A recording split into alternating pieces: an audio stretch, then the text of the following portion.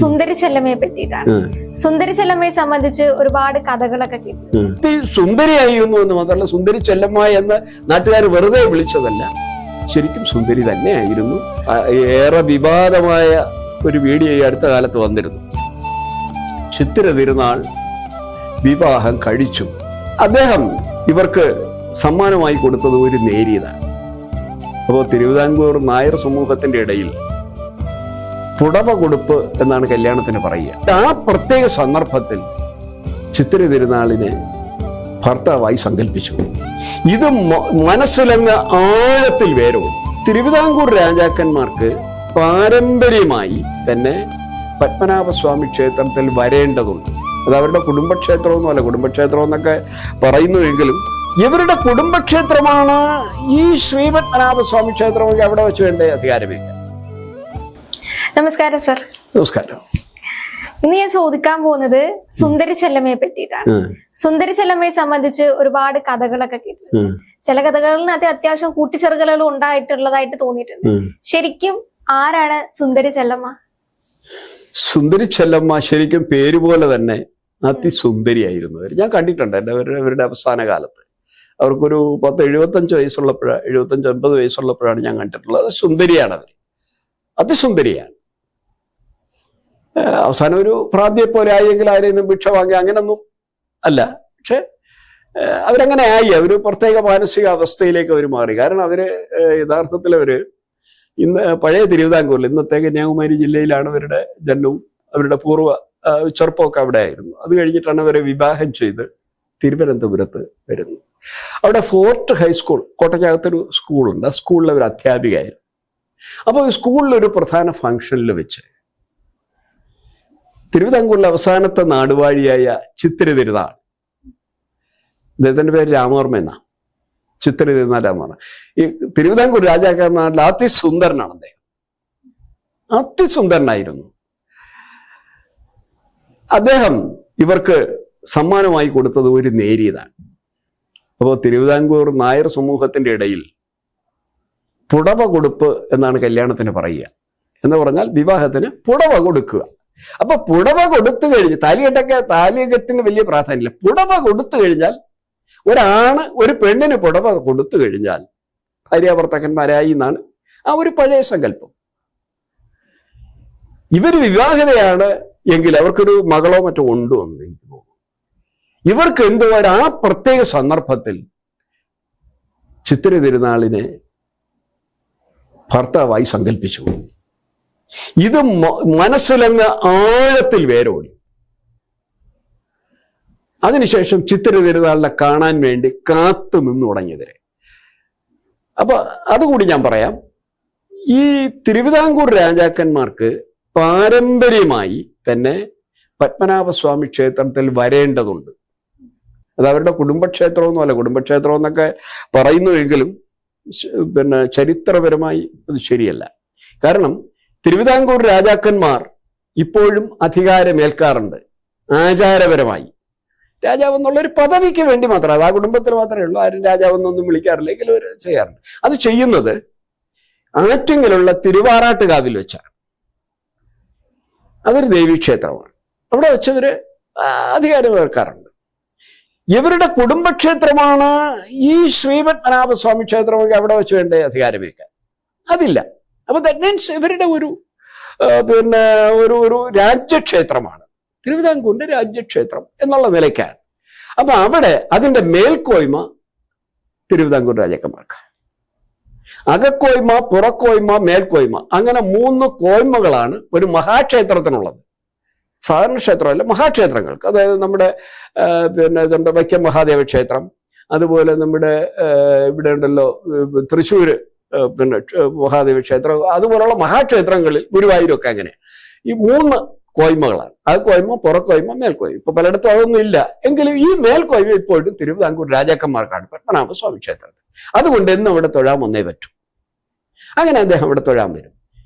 ഇവര് ചെല്ലമ്മ എന്ന് പറയുന്ന ഈ അധ്യാപിക, അവര് എല്ലാം ഉപേക്ഷിച്ച് കുളിച്ച് സുന്ദരിയായി സിന്ദൂര പൊട്ടുമൊക്കെ തൊട്ട് ഒന്ന് നിൽക്കും ചിത്തിര തിരുനാളിനെ കാണാൻ. എന്നും എല്ലാ ദിവസവും ഒരു കൃത്യമായി അവിടെ വരും.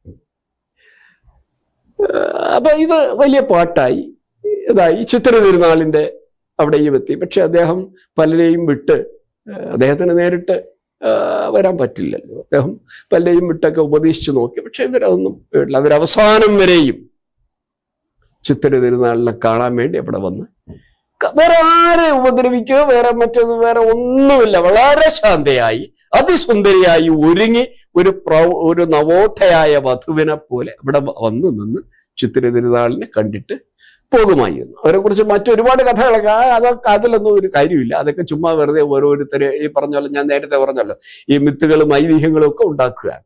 പക്ഷെ അങ്ങനെയൊന്നുമില്ല. അവരവിടെ നിൽക്കും, അവിടെ വന്ന് പിന്നെ ചിത്ര തിരുനാളിനെ കാണും, തിരിച്ചു പോകും. ഒടുവിൽ ക്രമേണ കൊണ്ട് വീടുമായിട്ടുള്ള ബന്ധം നിന്നു. 2-3 കാര്യങ്ങളാണ്. ഒന്ന്, പിന്നെ മക്കളൊക്കെ വിവാഹിതരായി, അങ്ങനെ ഒരു പ്രശ്നം വന്നു. അപ്പൊ പുതിയ അംഗങ്ങൾ വീട്ടിൽ വന്നു തുടങ്ങി.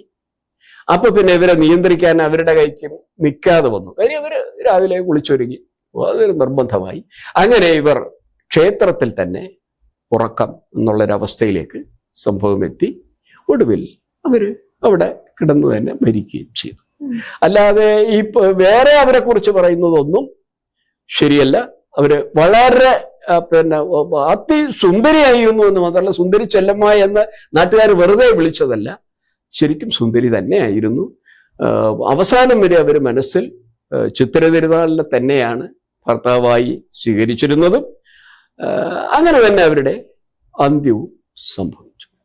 ഇതാണ് വിവാഹം കഴിക്കാത്തതിന്, ചിത്ര തിരുനാൾ വിവാഹം കഴിച്ചിട്ടില്ല എന്ന രീതിയിൽ സംസാരിച്ചിട്ടുണ്ടായിരുന്നു. അതിന് കാരണം ചെല്ലമ്മയാണോ? അല്ല, അത് ഏറെ വിവാദമായ ഒരു വീഡിയോ ഈ അടുത്ത കാലത്ത് വന്നിരുന്നു. ചിത്ര തിരുനാൾ വിവാഹം കഴിച്ചു എന്ന് ഒരു വീഡിയോ ഈ അടുത്ത കാലത്ത് വന്നിരുന്നു. അതായത് ശരിക്കും സാങ്കേതികമായി പറഞ്ഞാൽ അദ്ദേഹം വിവാഹിതനല്ല, ചിത്ര തിരുനാൾ. എന്നാൽ ഒരു സ്ത്രീയുമായി ബന്ധം ഉണ്ടായിരുന്നുവെന്നും കൊട്ടാരത്തിലെ അടിച്ചുതൊലിക്കാരിയായ കൊട്ടാരത്തിലെ അകത്തെ, അതായത് ഈ കൊട്ടാരത്തിലെ 2 തരം ജോലിക്കാരൻ, അകത്തെ അച്ചുമാരും പുറത്തെ അച്ചുമാരും. അകത്ത് കൊട്ടാരത്തിനകത്ത് ഈ കിടക്ക വിരിക്കൽ, അകം തൂക്കൽ, പിന്നെ മുറി ഒരുക്കൽ, അതുപോലുള്ള അടുക്കള ഇതൊക്കെ ചെയ്യുന്ന അകത്തെ അച്ചുമാരാണ്. പുറത്തെ അച്ചുമാരെന്ന് പറയുമ്പോൾ മുറ്റം തൂക്കുക, മുറ്റം അടിക്കുക, പിന്നെന്താ ഈ പാത്രങ്ങൾ തേക്കുക, വെള്ളം കോരി, അതുപോലുള്ള പരിപാടികളൊക്കെ ചെയ്യുന്ന പുറത്തെ അച്ചുമാർ. അങ്ങനെ 2 തരത്തിലുണ്ടായിരുന്നു. അതിൽ അകത്തെ അച്ചുയായിരുന്നു ഇവർ എന്നും. കാട്ടാക്കടയാണ് അവരുടെ സ്ഥലം. അപ്പൊ അവരുമായി ചിത്ര തിരുനാളിന് ബന്ധമുണ്ടായിരുന്നു എന്നും അതിലൊരു കുഞ്ഞ് പിറന്നു എന്നും ഒക്കെ ഉള്ള കഥകളുണ്ട്. ഏറെക്കുറെ സത്യമാണ് എന്ന് തന്നെ സമൂഹം വിശ്വസിക്കുകയും ചെയ്യുന്നു. എന്തായാലും ഔദ്യോഗികമായി അദ്ദേഹം വിവാഹം കഴിച്ചിട്ടില്ല. ചെല്ലമ്മയെ സംബന്ധിച്ചിടത്തോളം ചെല്ലമ്മ വിശ്വസിച്ചത് ഇദ്ദേഹം അവിവാഹിതനാണ് എന്നും അതുകൊണ്ട് എന്റെ ഭർത്താവായി അദ്ദേഹം വരുമെന്നും, അല്ലെങ്കിൽ ഭർത്താവാണെന്നുള്ള സങ്കല്പത്തിലുമാണ് അവർ അവസാനം വരെയും ജീവിച്ചത്. അത് 100% ശരിയാണ്. ഔദ്യോഗികമായി പ്രത്യക്ഷത്തിൽ ചിത്ര തിരുനാൾ അങ്ങനെ ഒരു ബന്ധം ആർക്കും, പൊതുവെ തിരുവനന്തപുരം പട്ടണത്തിലെ കൊട്ടാരവുമായി ബന്ധമുള്ളവരെല്ലാം അത് നിഷേധിക്കുന്നുണ്ട്. അങ്ങനെ ഒരെണ്ണം ഇല്ല എന്ന്, അങ്ങനെ ഒരു ബന്ധമില്ല, അദ്ദേഹം നിത്യബ്രഹ്മചാരി ആയിരുന്നു എന്ന് തന്നെ അവര് വിശ്വസിക്കുന്നു. എന്നാൽ അങ്ങനെയല്ല, അദ്ദേഹത്തിന്റെ ബന്ധം ഉണ്ടായിരുന്നു എന്ന് വാദിക്കുന്നവരും അതുമായി ബന്ധപ്പെട്ടൊരു വീഡിയോ വരികയും ഒക്കെ ചെയ്ത ഒരു വലിയ വിവാദങ്ങളൊക്കെ ആയിട്ടുണ്ട്. മാഞ്ഞു പോകുന്ന ശംഖുമുദ്ര എന്നൊക്കെ പറഞ്ഞ് MG ശശിഭൂഷണിന്റെ ഒരു പുസ്തകമൊക്കെ ഇറങ്ങിയിട്ടുണ്ട് അതുമായി ബന്ധപ്പെട്ടൊക്കെ. അപ്പൊ നമുക്ക് ആ വിവാദങ്ങളിലേക്ക് പോകണ്ട. പക്ഷെ സുന്ദരി ചെല്ലമ്മയെ സംബന്ധിച്ചിടത്തോളം ചിത്ര തിരുനാൾ അതിസുന്ദരനായിരുന്നു, ചിത്ര തിരുനാൾ അവിവാഹിതനായിരുന്നു, അദ്ദേഹം നിത്യബ്രഹ്മചാരിയായിരുന്നു, അവരുടെ ഭർത്താവായിരുന്നു, അവരുടെ സങ്കല്പത്തിലെ ഭർത്താവായിരുന്നു, അവർ ഭാര്യ എന്ന സങ്കല്പത്തിലാണ് ജീവിച്ചത്. അവസാനം ചിത്ര തിരുനാളിന്റെ ഭാര്യ എന്നുള്ള വിശ്വാസത്തോടു കൂടി തന്നെയാണ് അവര് അവസാനം മരിച്ചത്. അവരുടെ ശരിക്കും അവരുടെ ഒരു സ്ഥലം എന്ന് പറയുന്നത് പത്മനാഭസ്വാമി ക്ഷേത്രവും അതിന്റെ ചുറ്റുവട്ടങ്ങളുമായിരുന്നു. ആരെയും ഉപദ്രവിക്കാതെ എല്ലാ തരത്തിലും ആളുകളൊക്കെ അവരെയും അതുപോലെയാണ് കണ്ടിരുന്നത്. അവരെ മറ്റൊരു രീതിയിൽ കണ്ടിരുന്നില്ല. ഈ വഴിയെ പോകുന്നവരാണ് ആവശ്യമില്ലാത്ത കഥകളൊക്കെ ഉണ്ടാകുന്നത്. യഥാർത്ഥത്തിൽ അവിടെ വന്ന ഭക്തജനങ്ങളും അല്ലാത്തവരുമല്ല അവരെ ഭവ്യതയോടുകൂടി തന്നെയാണ് കണ്ടിരുന്നത്. ഈ പറഞ്ഞതുപോലെ സുന്ദരി ചെല്ലമ്മ എന്നുള്ള പേരിന് 100% അർഹയുമാണവർ.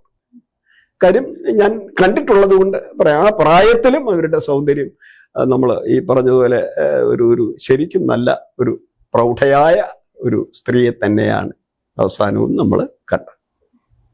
തിരുവിതാംകൂർ ചരിത്രത്തിൽ തന്നെ ഏറ്റവും കൂടുതൽ പ്രസിദ്ധമായ ഒരു സ്ത്രീയായിരുന്നു സുന്ദരി ചെല്ലമ്മ. സുന്ദരി ചെല്ലമ്മയുമായി ബന്ധപ്പെട്ട് ആ ഒരു കഥ വീണ്ടും നമുക്ക് പറഞ്ഞു തന്നതിന് സാറിന് ഒരുപാട് നന്ദി. നന്ദി.